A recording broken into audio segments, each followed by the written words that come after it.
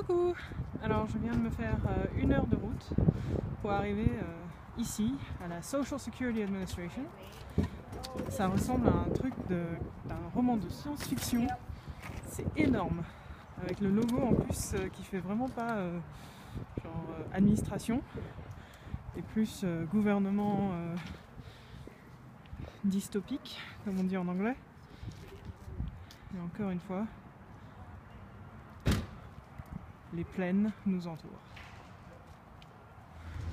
Alors, je sors à l'instant de l'administration de la Social Security et donc tout s'est plutôt bien passé. Ils ont été vachement flexibles, même si j'avais pas mon certificat de mariage l'original. Ils ont été très cool.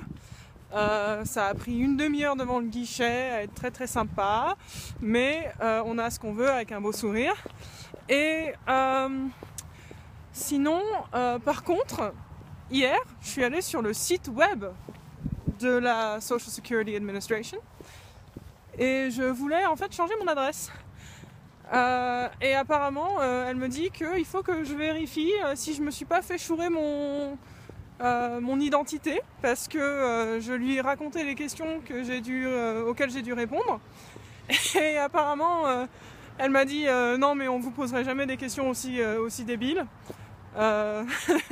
Du style en fonction de votre date de naissance, dites-nous quel est votre signe du zodiaque.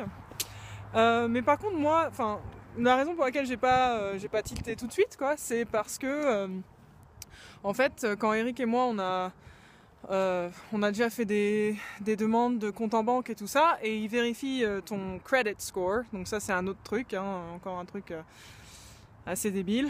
Et ils te posent des questions comme ça, quoi. Donc moi, je me suis dit, bah why not? Bon, bah on verra la suite au prochain épisode. Je vais voir si je me suis fait arnaquer dans ma première semaine aux States. Alright, welcome back, comme elle m'a dit. Allez, salut. Coucou tout le monde. Alors, pour répondre au suspense par rapport à l'administration de la sécurité sociale américaine, non, je ne me suis pas fait voler mon identité.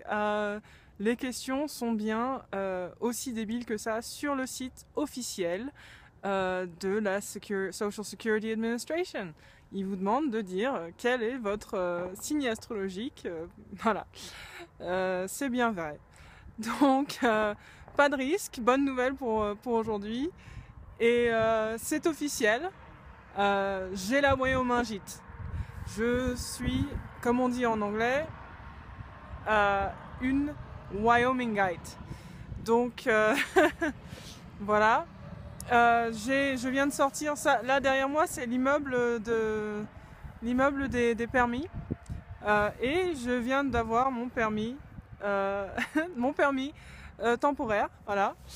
Et donc, je vais pouvoir maintenant conduire non pas sur mon permis Oklahoma, mais sur mon permis wyomingien.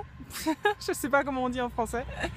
Et donc tout se passe bien aujourd'hui.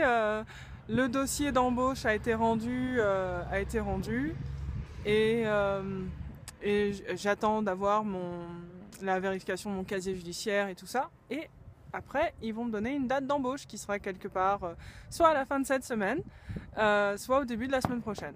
Voilà, donc je vais travailler un petit peu pour eux avant Noël, et puis après je reprendrai après Noël. Mais c'est vrai que ça me prend un peu de temps. Derrière moi, les explosions que vous entendez, je suis pas sûre de ce que c'est, mais je pense qu'il y a une opération minière juste derrière l'immeuble en fait. Du sable ou du gravier ou quelque chose. Voilà. Donc c'est officiel, j'ai la carte. Donc tout est quasiment réglé. Voilà. Super. Allez, à une prochaine fois. Bisous à tous. Bye. Oh, give me a home where the buffalo roam, where the deer and the antelope play, where seldom is heard a discouraging word, and the skies are not cloudy all day. Home, home on the range, where the deer and the antelope play, where seldom is heard a discouraging word, and the skies are not cloudy all day, where the air is so pure and the zephyr so free, the breeze is so balmy and light, that I would not exchange my home on the range for all of the city's bright lights.